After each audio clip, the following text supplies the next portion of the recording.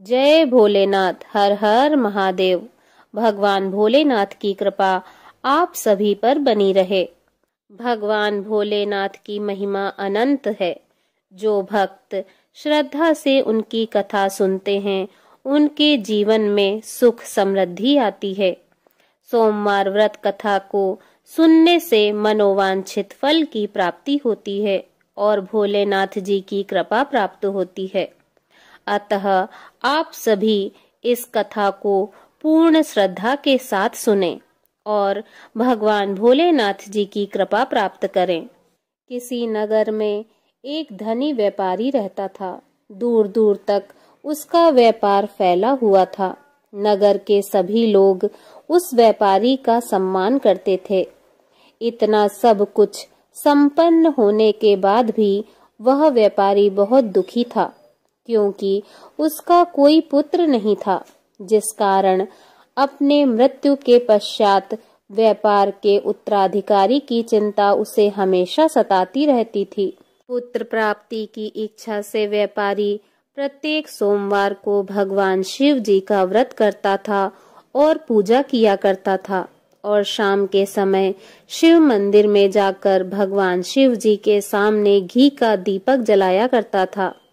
उसकी भक्ति देखकर माँ पार्वती प्रसन्न हो गईं और भगवान शिव जी से उस व्यापारी की मनोकामना पूर्ण करने का निवेदन करने लगी।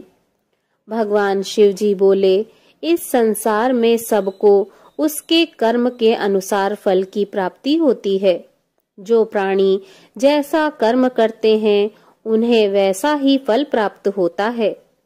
भगवान शिव जी के द्वारा समझाने पर भी माता पार्वती नहीं मानी और उस व्यापारी की मनोकामना पूर्ति हेतु वे भगवान शिव जी से बारंबार अनुरोध करती रहीं।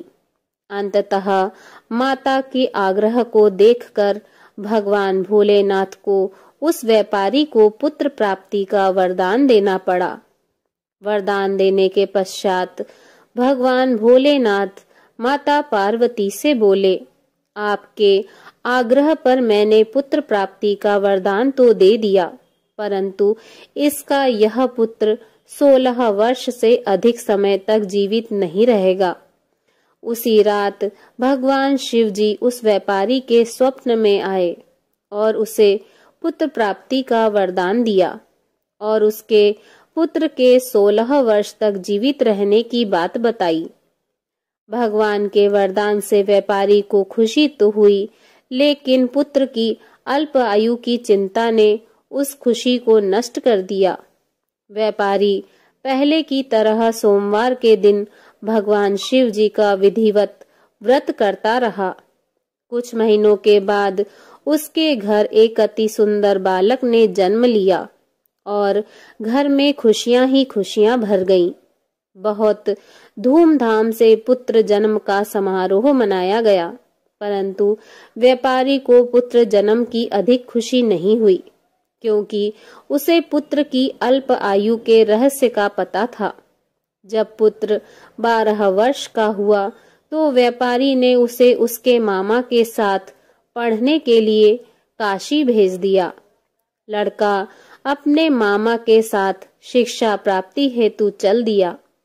रास्ते में जहाँ भी मामा भांजे विश्राम हेतु रुकते, वहीं यज्ञ करते और ब्राह्मणों को भोजन कराते।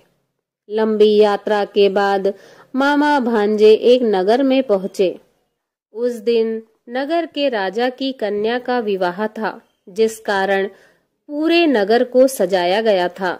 निश्चित समय पर बारात आ गई, लेकिन वर का पिता अपने बेटे के एक आंख से काने होने के कारण बहुत चिंतित था।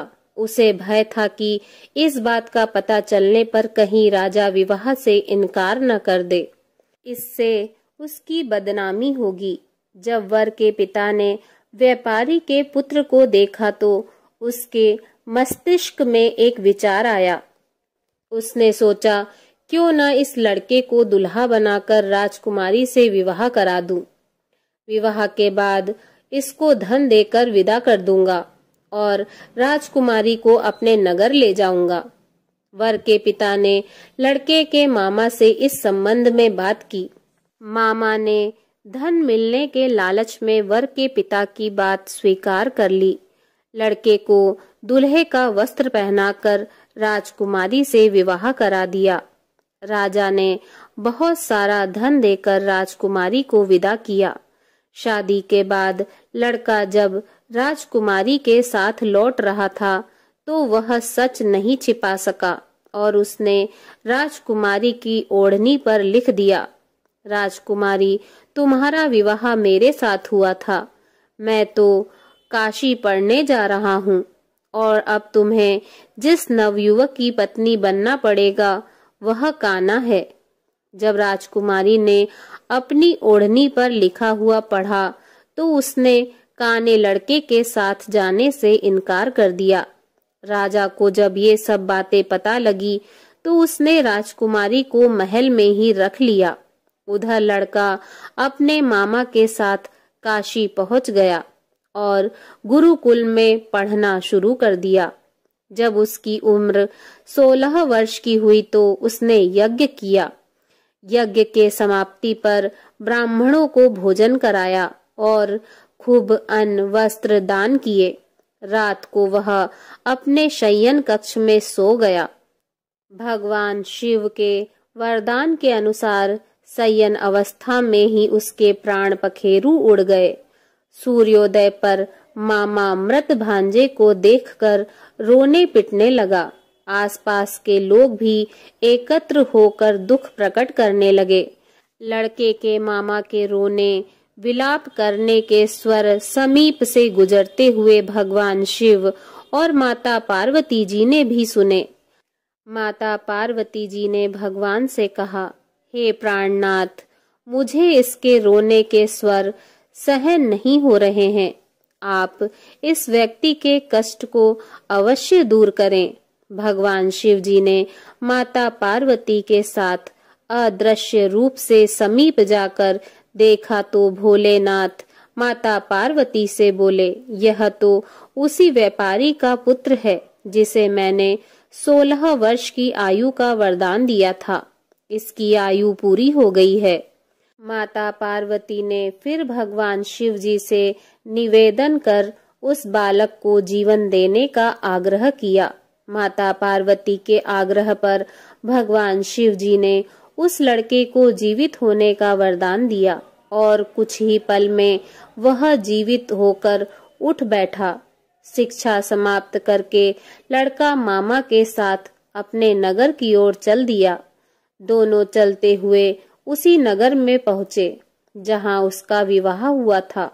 उस नगर में भी यज्ञ का आयोजन किया। समीप से गुजरते हुए नगर के राजा ने यज्ञ का आयोजन देखा और उसने तुरंत ही लड़के और उसके मामा को पहचान लिया।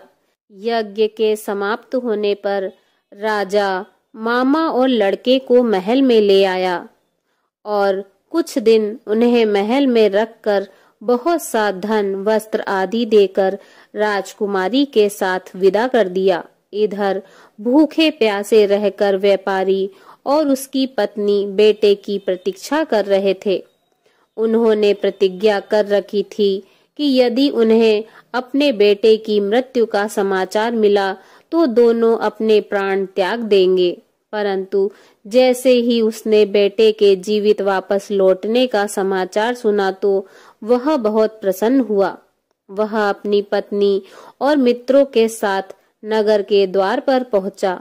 अपने बेटे के विवाह का समाचार सुनकर पुत्र वधू राजकुमारी को देखकर उसकी खुशी का ठिकाना न रहा।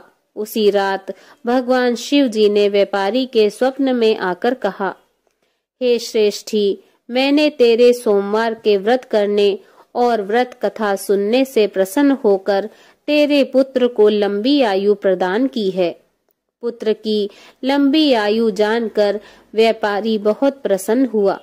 शिव भक्त होने तथा सोमवार व्रत करने से व्यापारी की सभी मनोकामनाएं पूर्ण हुई।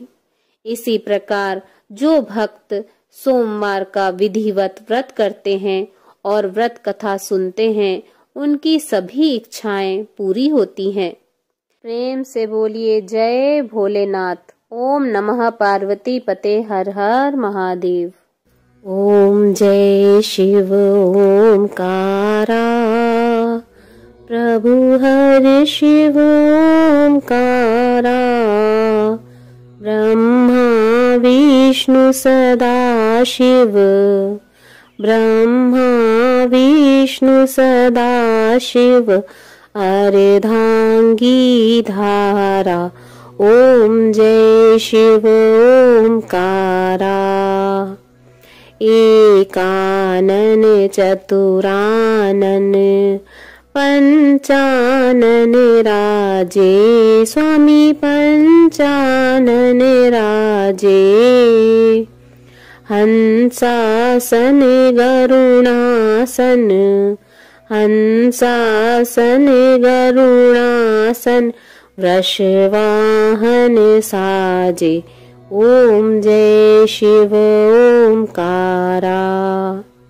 दो भुज चार चतुर्भुज, 10 भुज अति सोहे, स्वामी 10 भुज अति सोहे, त्रिगुण रूप निरखते, त्रिगुण रूप निरखते, त्रिभुवन जन मोहे।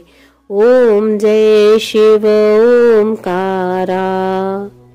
अक्षमाला वनमाला, मुंडमाला धारी, स्वामी मुंडमाला धारी, चंदन मृग मद सोहे, चंदन मृग मद सोहे, भोले शशिधारी। ओम जय शिव ओमकारा।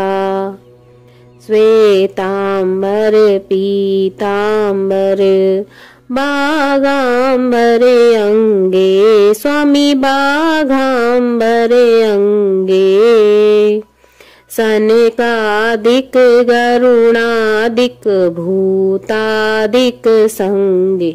ओम जय शिव ओमकारा।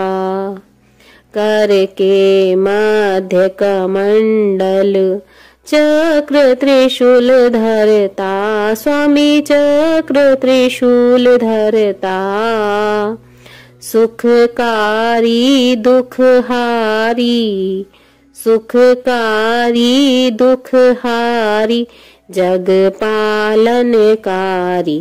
ओम जय शिव ओमकारा।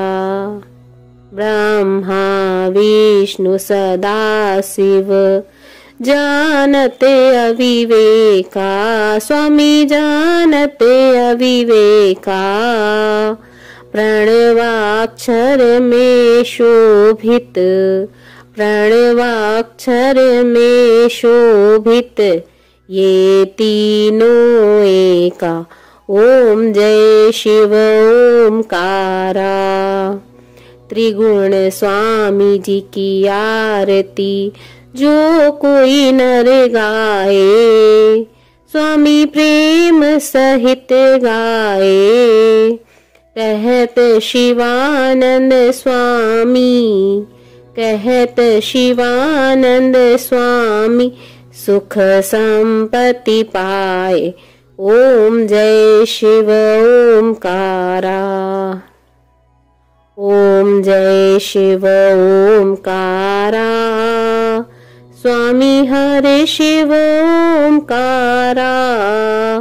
ब्रह्मा विष्णु सदा शिव, ब्रह्मा विष्णु सदा शिव, अर्धांगी धारा। प्रभु ओम जय शिव ओमकारा। बोलिए भगवान भोलेनाथ की जय। ओम नमः पार्वती पते हर हर महादेव शिव शंभु।